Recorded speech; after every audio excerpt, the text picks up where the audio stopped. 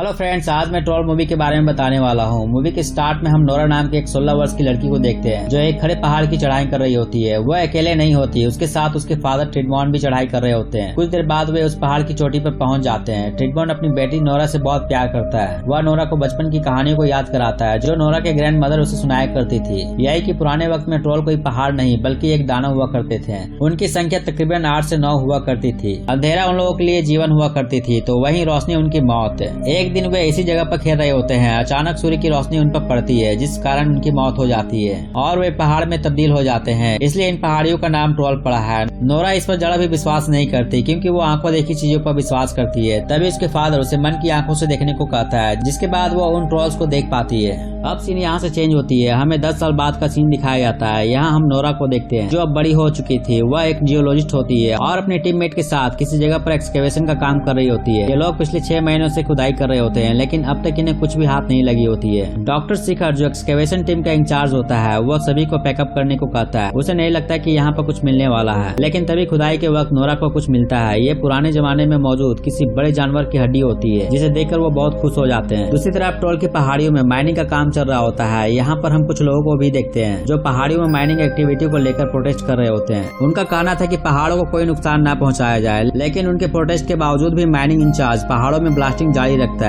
Blasting के बाद कुछ लोग मलबे को हटाने के लिए अंदर जाते हैं। यहाँ इन्हें किसी बड़े मॉन्स्टर की आवाज सुनाई देती है। वे फौरन बाहर की तरफ भागते हैं लेकिन पहाड़ों की मिट्टी गिरने से वे सभी वहीं पर दब जाते हैं। आर्मी इंटेलिजेंस को इस चीज की खबर मिलती है। उन्हें लगता है कि ट्रोल की पहाड़ियों में शायद किसी तरह के भूकंप आया हो। वे सैटेलाइट के माध्यम से ट्रोल की पहाड़ियों को देखते हैं जिसमें उन्हें एक पहाड़ में बहुत बड़ा हॉल दिखाई देता है। आर्मी जनरल उस जगह के निरीक्षण के लिए 2 फाइटर जेट को भेजता है। इसी के साथ वे एक इमरजेंसी मीटिंग को भी ऑर्गेनाइज करता है जिसमें सारे बड़े अधिकारी और प्रेसिडेंट भी शामिल होते हैं। पहाड़ों में इतनी बड़ी हॉल को देखकर ये लोग भी हैरान रह जाते हैं। इसके अलावा पैरों के कुछ निशान भी देखते हैं जो सोच से काफी बड़ा होता है, लेकिन फिर भी इन्हें यकीन नहीं होता कि ये किसी मॉन्स्टर के निशान है। प्रेसिडेंट एंड्रियास को सारे जियोलॉजिस्ट स्पेशलिस्ट को बुलाने का ऑर्डर देती है जिसमें नोरा भी शामिल होती है। इधर नोरा अपनी खोज से काफी खुश होती है और वो अपनी टीममेट के साथ सेलिब्रेट कर रही होती है। उसी वक्त वे एक हेलीकॉप्टर को अपनी ओर आते देखते हैं। वे नोरा को अपने साथ ले जाने के लिए आए होते हैं क्योंकि ये प्रेसिडेंट का ऑर्डर था। एंड्रियास नोरा को मीटिंग वाली ऑफिस में लेकर जाता है जहाँ पहले से ही सारे बड़े अधिकारी मौजूद होते हैं। नोरा उस तस्वीर को देखकर पहली नजर में बता देती है कि ये किसी बड़े मॉन्स्टर का पैरों का निशान है। हालांकि किसी को उसकी बातों पर विश्वास नहीं होता। उसी वक्त सिड्रिड एक वीडियो लाकर दिखाती है जो उन्हीं प्रोटेस्टर में से किसी एक के द्वारा बनाई गई थी।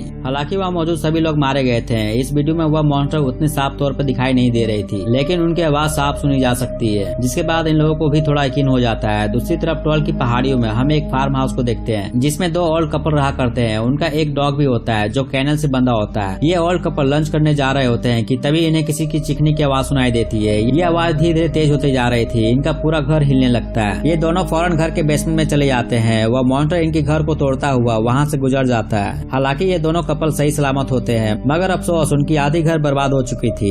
इधर प्रेसिडेंट नोरा को साइंटिफिक एडवाइजर बना देती है और उससे कहती है कि वो जो कुछ भी हो उसके बारे में सारी डेटा को कलेक्ट कर जल्द से जल्द उन्हें सौंप दे। उसी वक्त उन्हें मालूम चलता है कि वो मॉन्स्टर ने कुछ देर पहले ट्रोल की पहाड़ियों में बसे एक घर को तोड़ा है। वे नोरा और एंड्रियास को जगह पर जांच के लिए भेजते हैं। यहाँ वो जनरल क्रिस्टोफर से मिलती है। इस जगह का इंचार्ज उसी के हाथों में सौंपा गया था। वो नोरा को उन्हीं ओल्ड कपल से मिलाता है जो उस वक्त वहीं पर मौजूद थे। नोरा उसके बारे में पूछती है जिसने उसके घर को तोड़ा था, जिस पर वे बताते हैं कि उनके आने से पहले ही उनकी चीखें सुनकर वे बेसमेंट में चले गए थे। सब कुछ शांत होने के बाद जब वे बेसमेंट से बाहर निकलते हैं तो उनकी आधी घर टूट चुकी होती है। इसके अलावा वे कुछ भी नहीं देखे थे। इसके बाद वह उसके घर को देखती है। इसी के साथ उस मॉन्स्टर के फुटप्रिंट भी वहाँ मौजूद होते हैं जो काफी बड़ी होती है। क्रिस्टोफर नोरा और एंड्रियास को उसके फुटप्रिंट की ओर लेकर जाता है जो कुछ दूर जाकर खत्म हो जाती है। ये लोग भी ये देखकर हैरान रह जाते हैं कि आखिर इतनी बड़ी जीव कहाँ छिप सकती है। उसी पल नोरा को अपने डैड की याद आती है जो ट्रोल की पहाड़ियों में रहा करता है। वो अपने डैड से मिलने जाती है। क्रिस्टोफर और एंड्रियास को देखकर उसके डैड भड़क उठते हैं। उसे लगता है कि वे उसके घर से उसे निकालने के लिए आए हैं। नोरा अपने डैड को समझाते हैं कि वे उनकी मदद के लिए यहाँ पर आए हैं। नोरा के पिता ट्रेडमॉन उन सब को लेकर घर के अंदर जाते हैं। नोरा अपने फादर को ट्रोल की पहाड़ी में हुई घटनाओं के बारे में बताती है जिस पर ट्रेडमॉन कहता है कि हो न हो ये वही ट्रोल है जिसे हमने अक्सर कहानियों में पढ़ा करता था। हालांकि नोरा को इस बात पर विश्वास नहीं होता। वो इसे सिर्फ एक अंधविश्वास मानती है। जिसके बाद ट्रेडमॉन उसे उस घटना वाली जगह पर लेकर जाने को कहता है ताकि वो इसे सच साबित कर सके।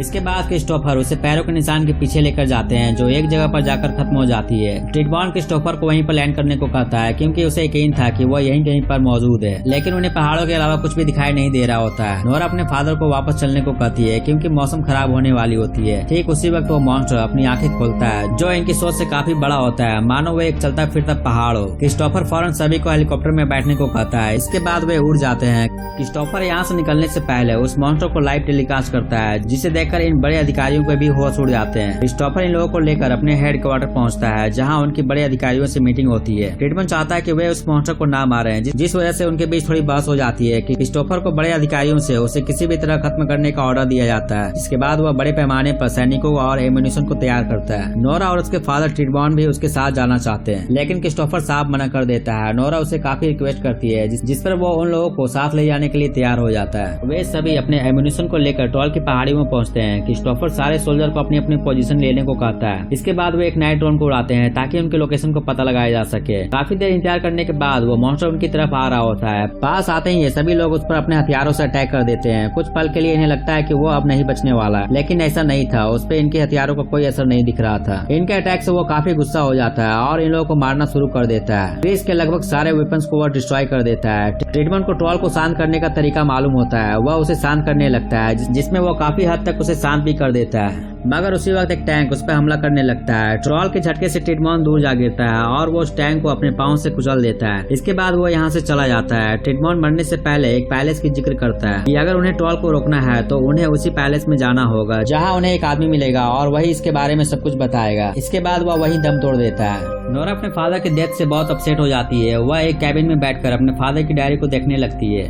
जिसमें ट्रॉल की कहानियों के अलावा कुछ भी नहीं होता। अगली सुबह एंड्रियाज और क्रिस्टोफर उससे मिलने आते हैं। क्रिस उसे बताता है कि गवर्नमेंट उस मॉन्स्टर के ऊपर हवाई अटैक करने वाली है, जिसे सुनकर वह थोड़ी परेशान हो जाती है क्योंकि उसे ऐसे किसी भी हथियारों से नहीं मारा जा सकता है। ये जानकारी उसे अपने फादर की डायरी से मिली होती है। उसी वक्त एंड्रियाज उस डायरी में ट्रॉल की फोटो को देखकर हैरान रह जाता है, क्योंकि उसमें लिखा था कि ट्रॉल दिन के समय नहीं निकला करते थे, मगर इन्होंने उसे दिन के समय में ही देखा था। उसी वक्त नोरा को सारी बात समझ आ जाती है, यही कि उन्होंने जब भी ट्रॉल को देखा उस समय सूर्य बादलों के पीछे छिपी थी। इन्हें उस डायरी से एक जानकारी और भी मिलती है कि ट्रॉल चर्च की घंटियों की आवाज पसंद नहीं करते हैं। वे जब भी घंटियों की आवाज सुनते हुए उससे दूर चले जाते हैं। नोरा इस सुझाव को प्रेसिडेंट के सामने रखती है। हालांकि प्रेसिडेंट को उसके सुझाव पर विश्वास नहीं होता कि आखिर ये काम करेगी भी या नहीं, इसलिए वो ऐसा करने से साफ इनकार कर देती है। क्रिस्टोफर को नोरा के इस सुझाव पर पूरा भरोसा होता है, इसलिए वो प्रेसिडेंट से इसके लिए रिक्वेस्ट करता है कि हमें एक बार ये करके देखना चाहिए, जिसके बाद उन्हें ऐसा करने का ऑर्डर मिल जाता है। आर्मी इंटेलिजेंस को सिग्नल मिलती है कि वो मॉन्स्टर उनके शहर की तरफ बढ़ रहा है। प्रेसिडेंट फौरन मिशन को स्टार्ट करने का ऑर्डर देती है। उधर वो मॉन्स्टर जिस शहर की तरफ बढ़ रहा होता है वो एक पार्क वाली जगह होती है, जहाँ पर ढेर सारे लोग मौजूद होते हैं। अब अचानक से पूरी पार्क हिलने लगती है और मॉन्स्टर पार्क के करीब आ चुका होता है। उसे देखकर लोग अपनी जान बचाकर भागने लगते हैं। उसी वक्त क्रिस 4 हेलीकॉप्टर को लेकर आता है, जिसमें बड़ी बड़ी घंटियां बंदी होती है। वे चारों तरफ से घंटियों को जोर जोर से बजाने लगते हैं। इन घंटियों की आवाज उस पर थोड़ा बहुत दिखने भी लगता है। वो मॉन्स्टर इनकी एक हेलीकॉप्टर पर अटैक करता है, जिस वजह से वो क्रैश कर जाती है। इसी बीच एक हेलीकॉप्टर क्रैश होकर नीचे गिर रही होती है। वहाँ पर एक बच्ची भी खड़ी होती है, मगर उसी वक्त वो मॉन्स्टर उस हेलीकॉप्टर को पकड़ लेता है, जिस वजह से वो बच जाती है। ये देखकर नोरा को यकीन हो जाता है कि वो इन्हें कोई हानि नहीं पहुंचाने वाला है। इसके बाद वो यहाँ से चला जाता है। अब ये बात पूरे न्यूज चैनल में फैल जाती है कि शहर में एक बहुत ही बड़ा मॉन्स्टर ने कदम रख दिया है, जिसे सुनने के बाद लोगों में खौफ हो जाता है। नोरा की कोशिशें फेल हो गई थी, लेकिन इसके बावजूद भी वो प्रेसिडेंट से उसे रोकने के लिए एक और मौका मांगती है, जिस पर वो साफ इनकार कर देती है।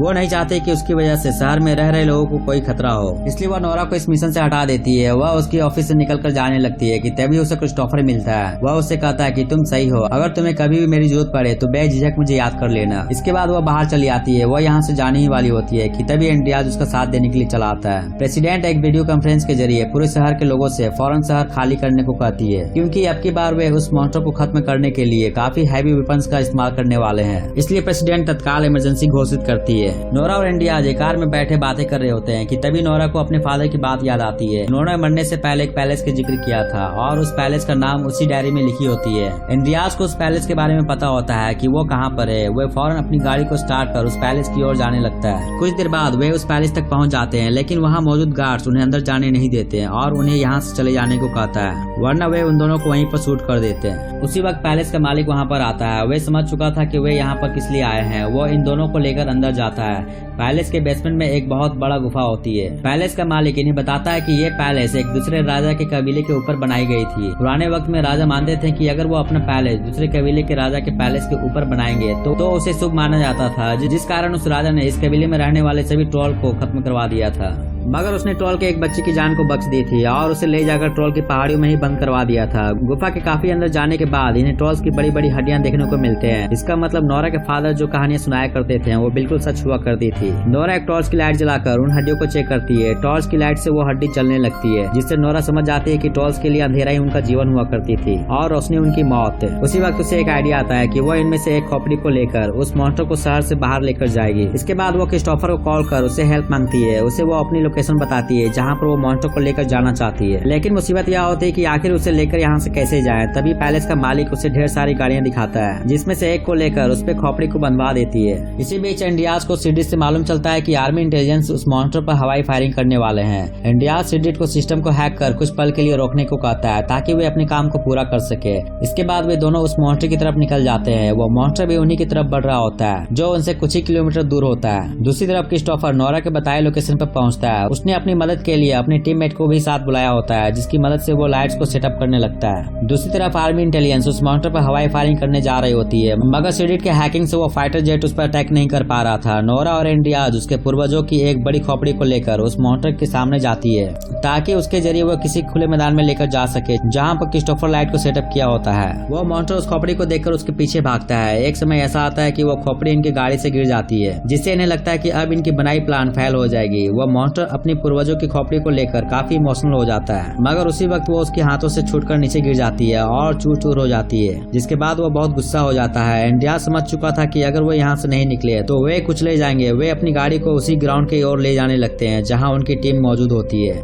वो मॉन्स्टर इन्हें मारने की बहुत कोशिश करता है, लेकिन वो किसी तरह बचते हुए उस ग्राउंड तक पहुंच जाते हैं और फौरन गाड़ी से कूद जाते हैं। उनके कूदते ही वो उनकी गाड़ी को चूर चूर कर देता है। नोरा फौरन क्रिस्टोफर को सारे लाइट्स ऑन करने को कहती है। लाइट्स ऑन होते ही वो मॉन्स्टर वहीं फंस जाता है। इधर आर्मी इंटेलिजेंस को पता लग जाता है कि उनकी सिस्टम को उन्हीं के ऑफिस से हैक किया गया है। फ्रेडरिक की नजर सिडिक पर पड़ती है। वह उसकी लैपटॉप को चेक करता है, जिससे उन्हें मालूम हो जाता है कि सिडिक ने ही उनकी सिस्टम को हैक करके रखी थी। सिस्टम ऑन होने के बाद जनरल पायलट को उस पर फायर करने का ऑर्डर देता है। पायलट उस पर फायर करने ही जा रहा होता है कि कुछ लोगों को वहां देख वह रुक जाता है। फ्रेडरिक को उन लोगों की कोई परवाह नहीं होता। वो फायर करने का ऑर्डर देता है, मगर जनरल पायलट को फायर करने से मना कर देता है, क्योंकि उन्हें नोरा और क्रिस्टोफर के प्लान पर पूरा भरोसा था कि वे उन्हें रोकने में सफल होंगे। लाइट की वजह से वो मॉन्स्टर काफी कष्ट में होता है। उसकी ये हालत देखकर नोरा को ये ठीक नहीं लगता है। उसी वक्त वो सारे लाइट्स को ऑफ कर देती है और उसके पास जाकर उससे कहती है कि वो फिर से ट्रोल की पहाड़ियों में ही चला जाए ताकि वो जिंदा रह सके। वह उसकी बातें सुनकर वहाँ से जाने ही वाला होता है कि उसी वक्त सूर्य की किरणें उस पर पड़ने लगती है, जिससे उसका शरीर जलने लगता है और वो वहीं पर गिर पड़ता है। इसके बाद वो एक पहाड़ में तब्दील हो जाता है। नोरा ये देखकर कुछ पल के लिए उदास हो जाती है। खैर प्रेसिडेंट उसके इस काम के लिए उसे थैंक्स करती है, क्योंकि उसने पूरे शहर को डिस्ट्रॉय होने से बचाई जो थी। इसी के साथ ये मूवी यहीं समाप्त हो जाती है। दोस्तों, यदि इस मूवी की एक्सप्लेनेशन आपको पसंद आए तो चैनल पर लाइक और कमेंट जरूर करें, और यदि आप इस चैनल पर नए हैं तो चैनल को सब्सक्राइब करना ना भूलें और बेल आइकन को जरूर दबा दें ताकि मूवी से रिलेटेड वीडियो में जब भी अपलोड करूं उसकी नोटिफिकेशन आपको सबसे पहले मिलता रहे। वीडियो को अंत तक देखने के लिए धन्यवाद। मिलते हैं अगले वीडियो में।